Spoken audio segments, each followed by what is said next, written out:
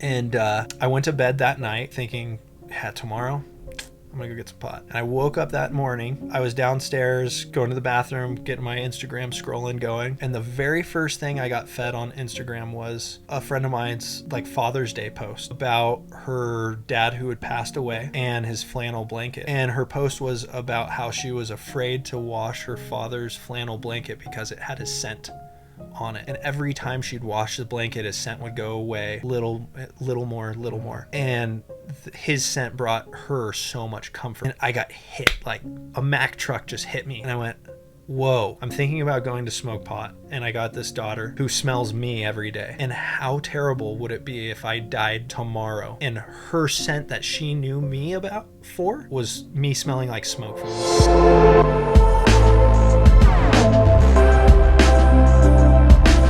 Zach Davis, I'm so stoked to have him here. He is in my men's group. I keep talking about this men's group, and I know you guys might be sick of me talking about this, but it kind of has overtaken my life.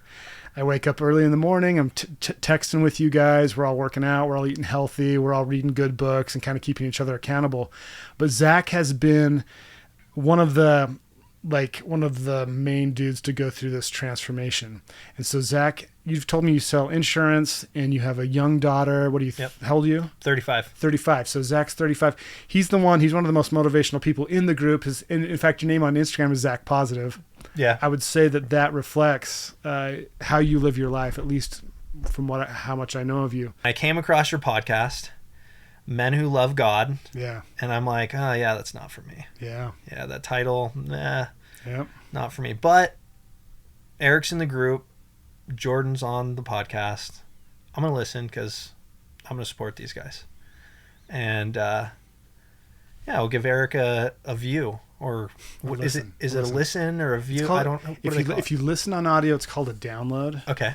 And then I guess if you're on YouTube, it's a view. So, okay. Yeah. So I gave you a download. Okay. Appreciate it. Listen to the podcast and was floored. I was blown away by the conversation. Which is interesting because you've heard all the same stuff from Jordan, right? What was different? The depth that Jordan went with his knowledge that I was really blown away.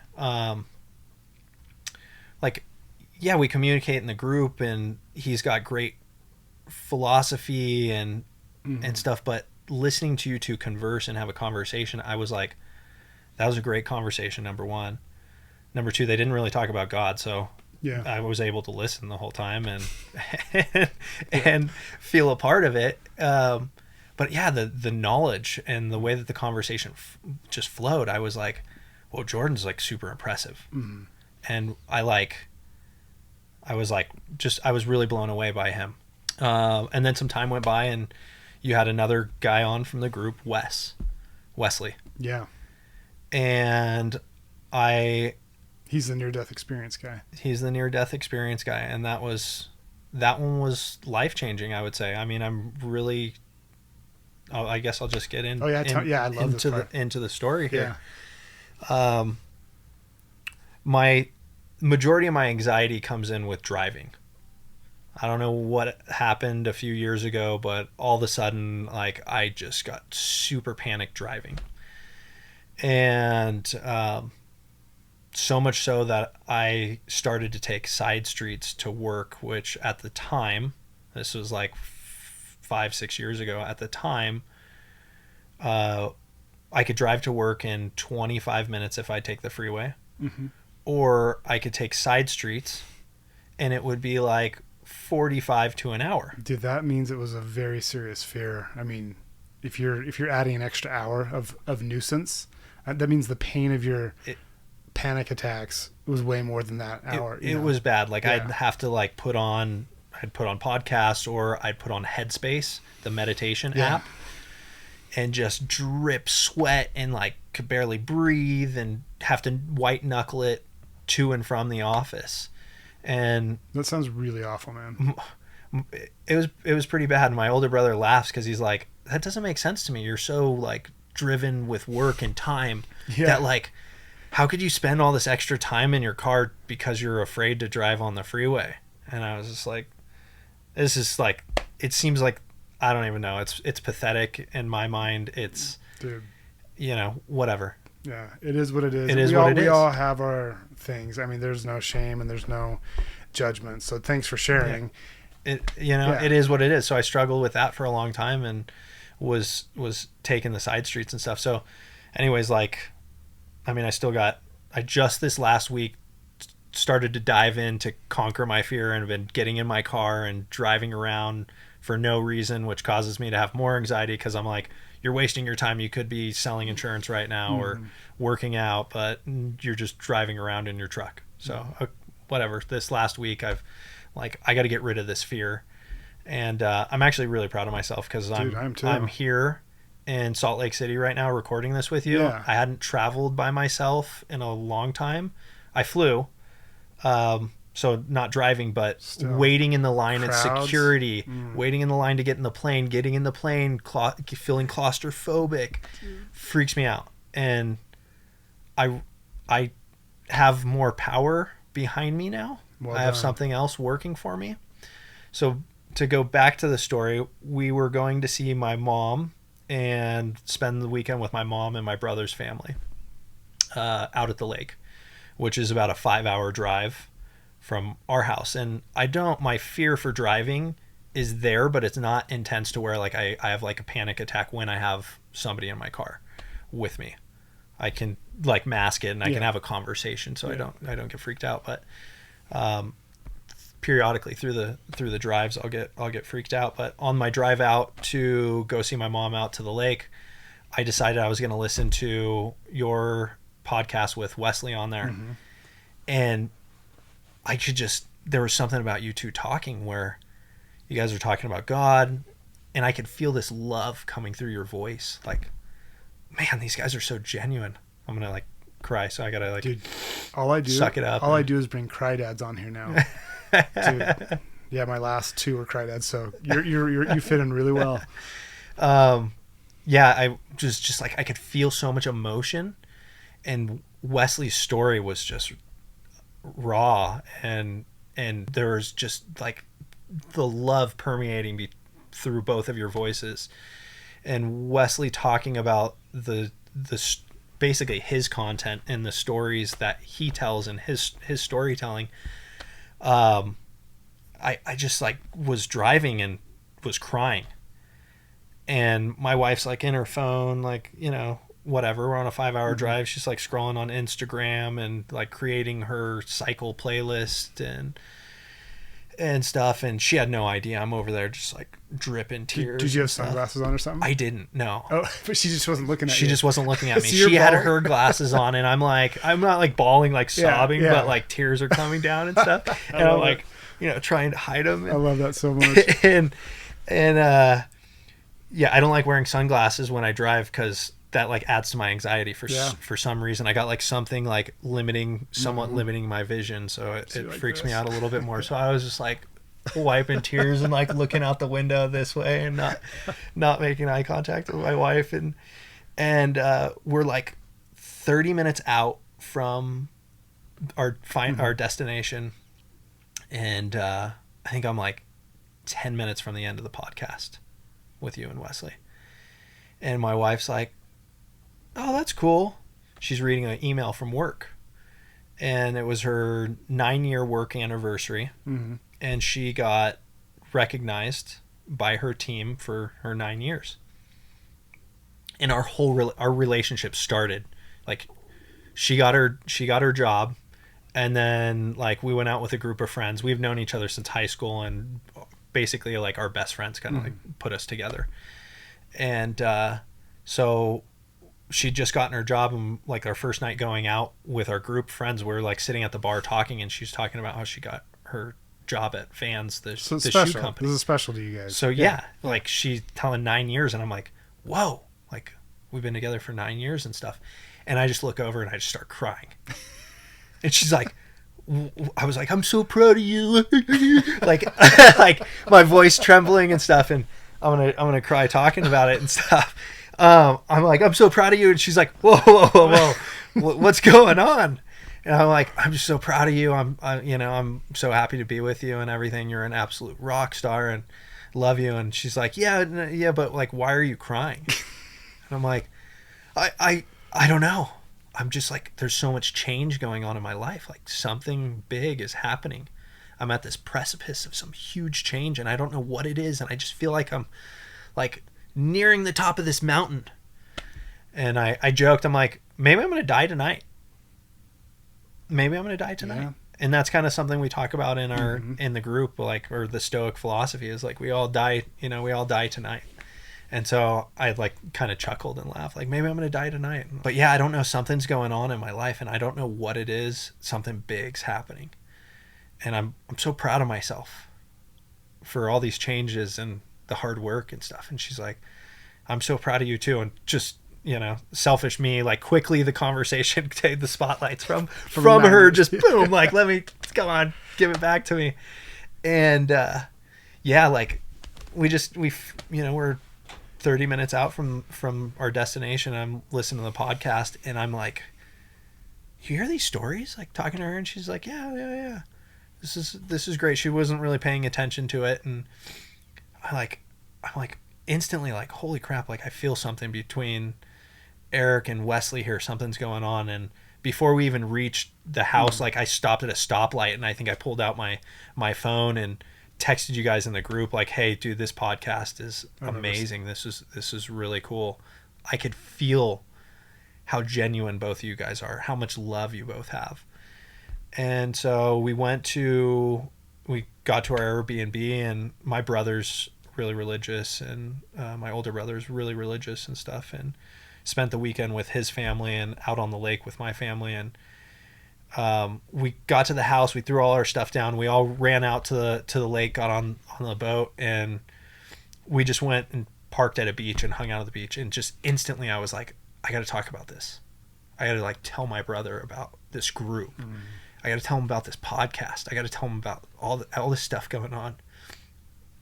And he's like listening and, wow, that's so cool. And I'm telling him about the group and stuff. And he's like, I'm so glad you found the group. It's pretty cool. I'm like, yeah, I think it's like, I don't know. I think all these guys are Mormons. and he's like, you know, he went to, I don't even know what it's called. He went to like Bible college and stuff. And, you know, he's in leadership in his church and he runs like the boys groups and stuff. And he sits there and he listens really well and he's very slow to respond, but very methodical in his responses. And he's like,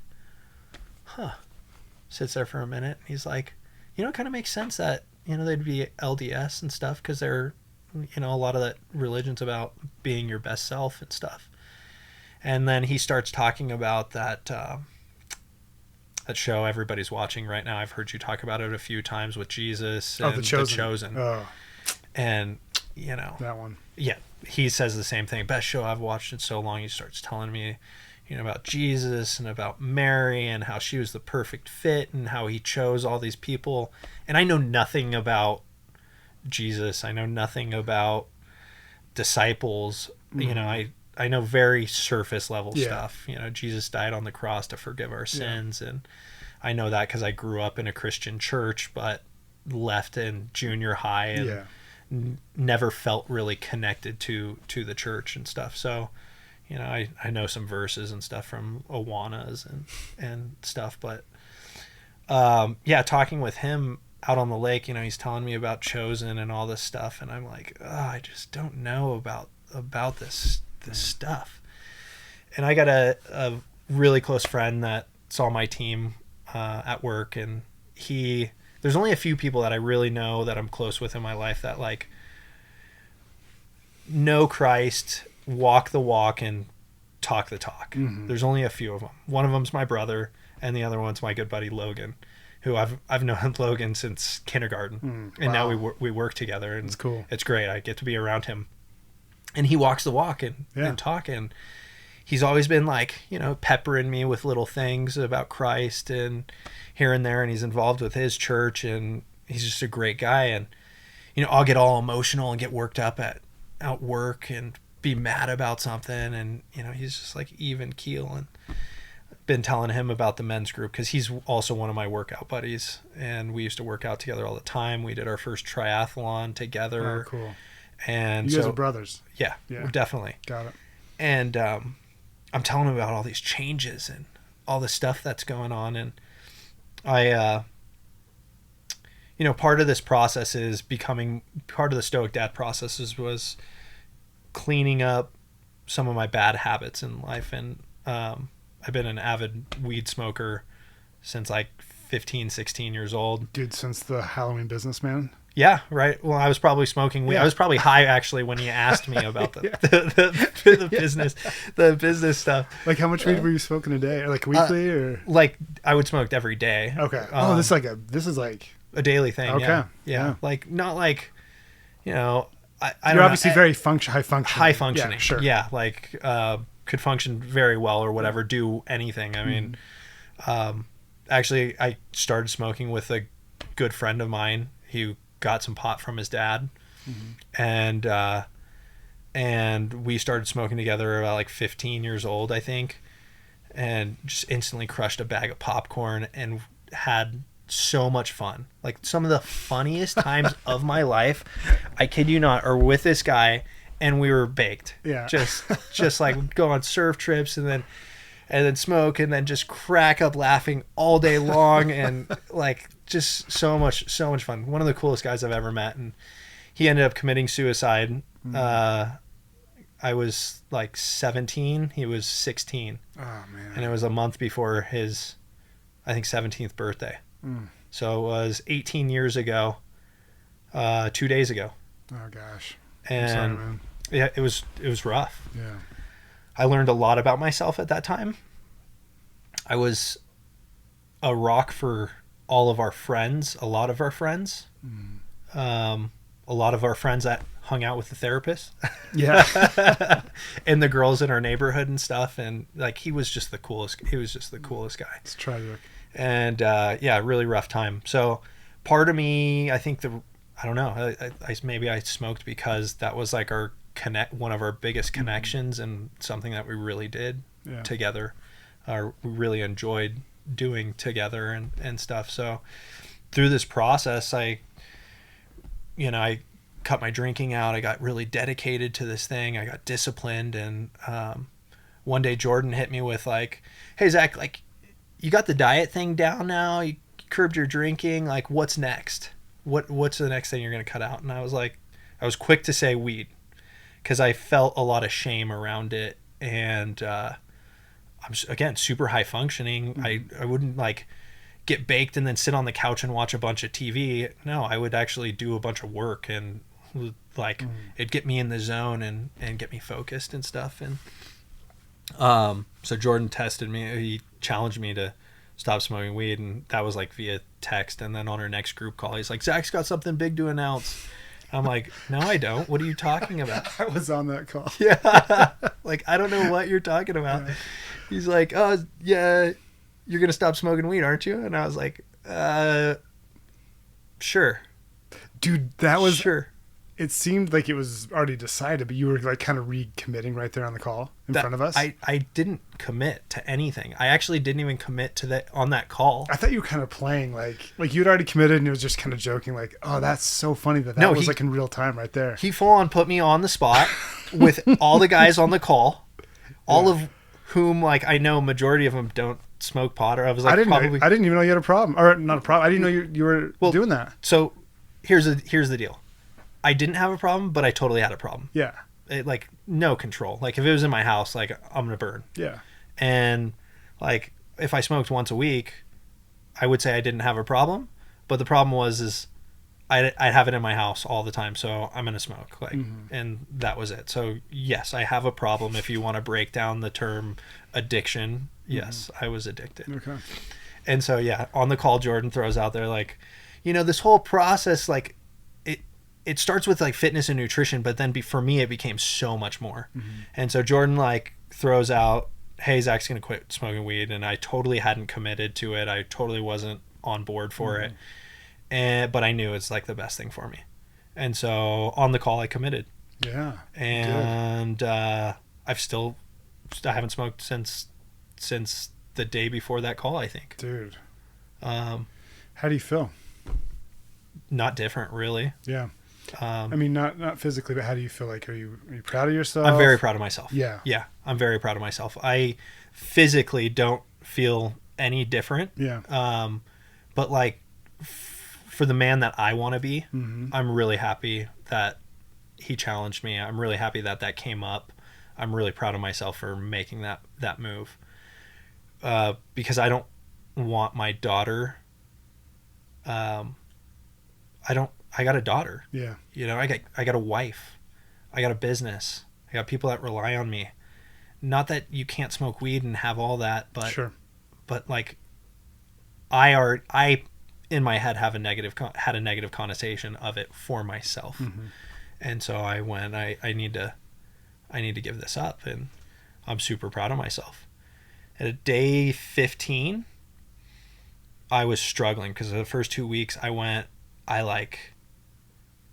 like really quick to fly off the handle. Mm-hmm. And for me, I'm like super mellow and didn't really get upset, but like my daughter would spill something and I'd just like like instantly like start grunting and stuff. My wife's like, dude, chill. And one night I was so upset. I was just getting mad about the littlest things. Like I'm making dinner and I like knocked a spoon out of the dish and like food goes on the counter and I got another mess to clean up. My wife's like, dude, you need to chill. And I'm like, I don't like myself right now. I hate myself. And my wife laughs and goes, yeah, I don't like you either right now. She doubled down.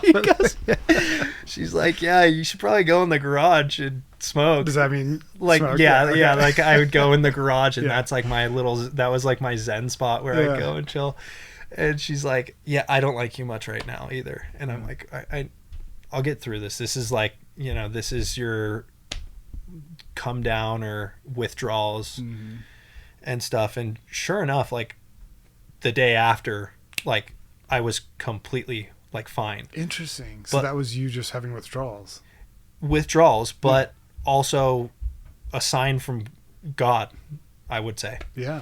Because that night I started to justify the decision to start smoking. Yeah. And I'd gotten a massage like that earlier that day. And my massage therapist is kind of woo-woo, spiritual, like runs like Crystals? does those. Yes, Yes. she's probably Yes. into that, but also like does those like guided mushroom like journeys, yeah. journeys or whatever. And so I was telling her about the men's group. Yeah. I don't know what it is, but she can just like open me up and I'm Yeah. like getting a massage and this is great. And so Yeah. I start talking about my men's group because, well, she's like, why are you so sore and all this stuff? And she's like, I could sense like you've got a lot of negativity and judgment of yourself for smoking. She's like, you know, it's been used for like thousands of years for rituals and in church and like justifying it for me. I'm like, maybe I should smoke. So I left. That night is when my wife was like, yeah, I don't like you. Mm-hmm. And I was like, yeah, I think I'm gonna go get some weed tomorrow and smoke tomorrow. And my wife's like, okay, is that what you want to do? And I was like, yeah. She's like, okay. Do you think Whatever. she sincere was okay, or was she kind of like making sure you really wanted to? I think that she just whatever, you know, Okay. not like, because again, I'm not doing anything Yeah, bad to the yeah, family or whatever. sure, My wife's just like, whatever you want to do, I like support you. Okay. You know, ultimately she would be like, I would want you to have more moderation if you're going to do it like Yeah. once a week. And that was part of our conversation that night was like, hey, like I want to smoke, but I don't have a lot of moderation around it. I'm like, either if it's in the house, I'm going to smoke it. And at least like once a day or Yeah. take like a little puff once a day. Yeah. Or she's like, if it was once a week, like I'd have less of an issue with it, but you kind of have an addiction and can't really control it. So, you know, whatever, if that's what you want to do. Okay. Yeah. And I went to bed that night thinking, yeah, tomorrow I'm going to go get some pot. And I woke up the next morning, and I was downstairs going to the bathroom, getting my Instagram scrolling going. And the very first thing I got fed on Instagram was a friend of mine's like Father's Day post about her dad who had passed away and his flannel blanket. And I haven't talk to her. I haven't talked to her about this. So, anyways, I'll just talk about the story here. And her post was about how she was afraid to wash her father's flannel blanket because it had his scent on it. And every time she'd wash the blanket, his scent would go away, little more. And his scent brought her so much comfort. And I got hit, like a Mack truck just hit me. And I went, whoa, I'm thinking about going to smoke pot. And I got this daughter who smells me every day. And how terrible would it be if I died tomorrow, next week, and her scent that she knew me for was me smelling like smoke from weed.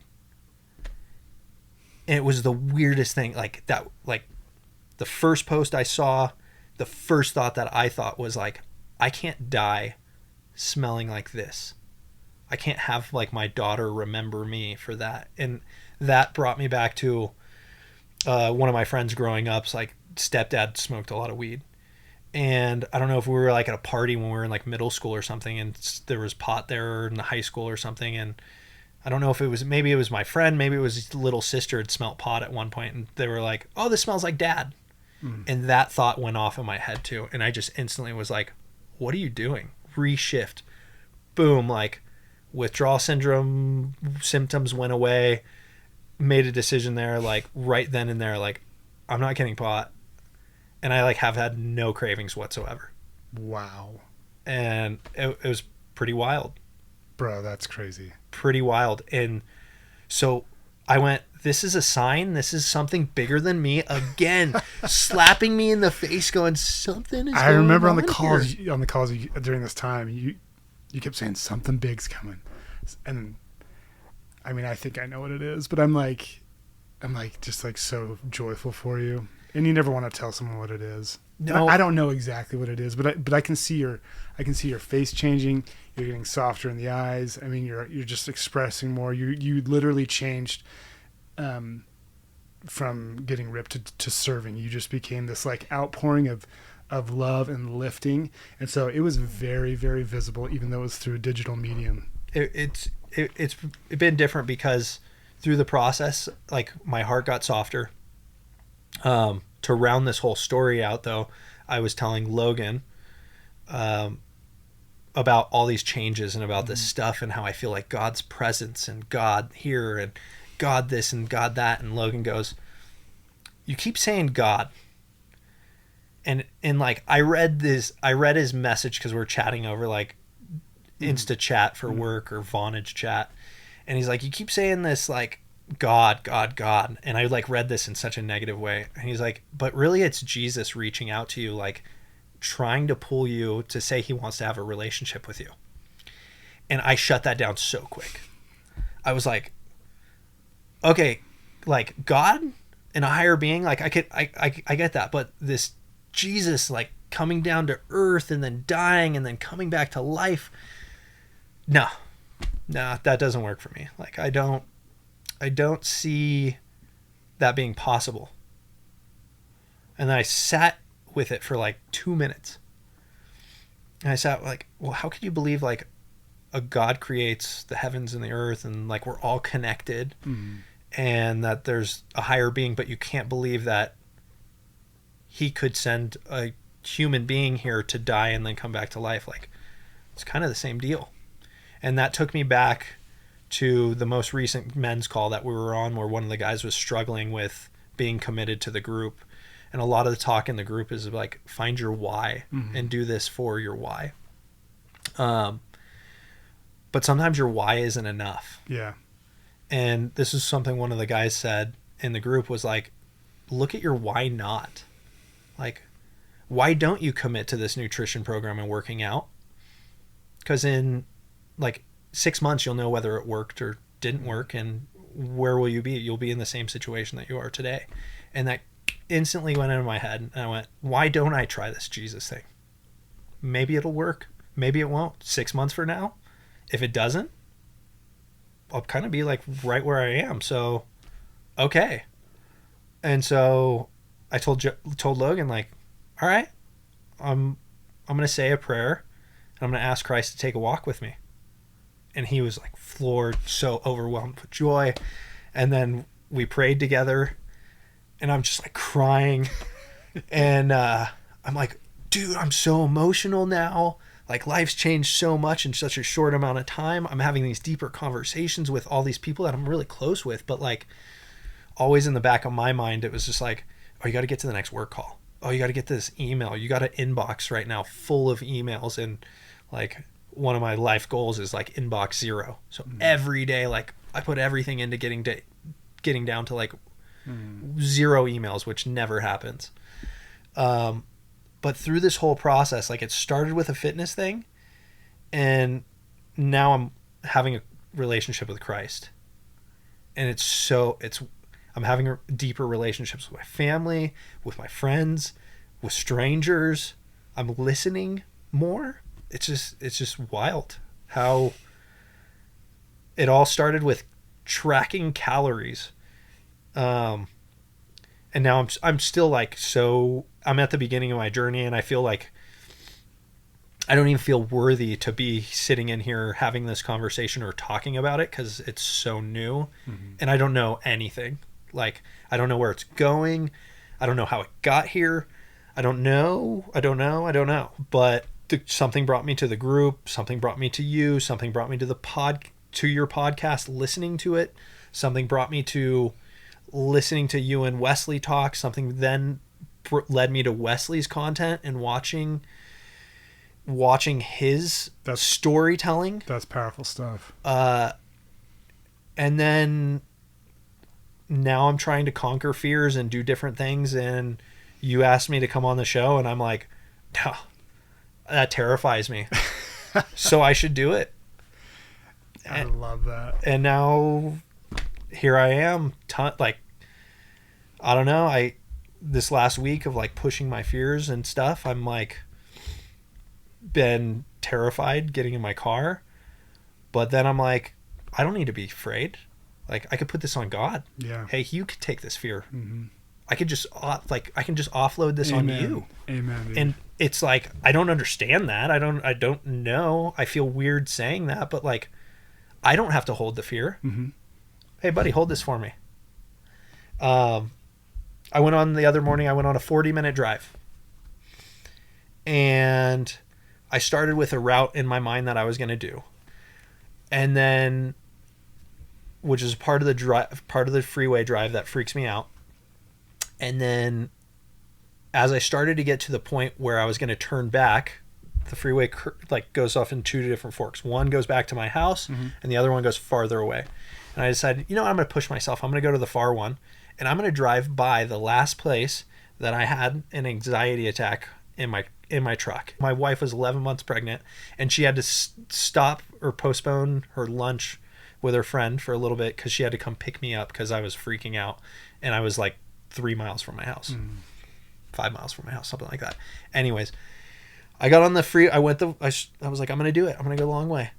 And as like my fear and anxiety started to rise up, I was stopped at a stoplight, and I decided to push myself a little bit further. Instead of getting in the lane without any cars, I'm gonna go behind the car because for some reason that makes me a little bit more nervous because I've got less control to get out of the lane or pull off to the side. And I look up, and there's a "Smile, Jesus loves you" sticker on the back of the car, and I just laughed. I'm like, here we are again.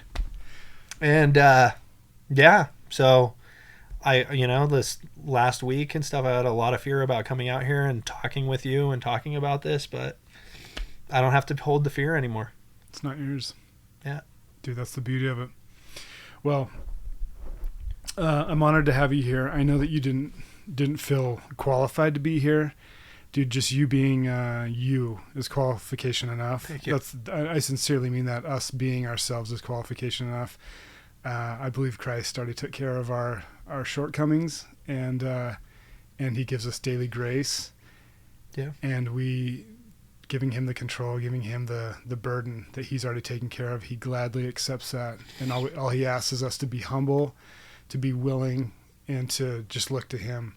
So I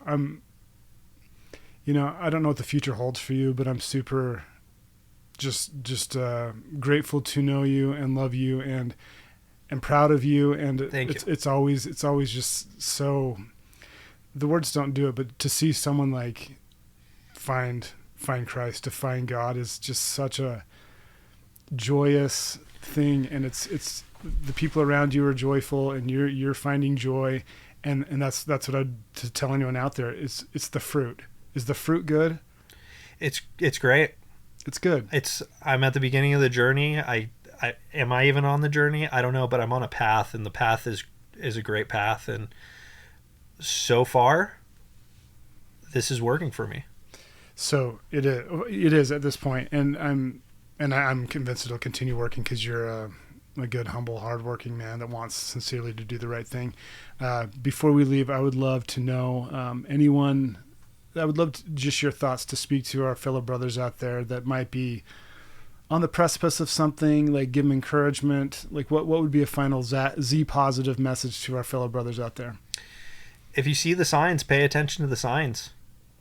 That's, there's a lot of good, there's a lot of evil in this world, but if you lean into the good and you're open to change and open to accepting God's blessings, and you can look at them that way, do it, because it's worth it. Amen. I hope you enjoyed this episode. More importantly, I hope you feel closer to your Creator. If you find yourself wanting to strengthen your relationship with God, I'm a huge fan of the Skylight app. It's full of beautiful, high-quality daily spiritual practices. Finally, never forget, in all things, God works for the good of those who love Him.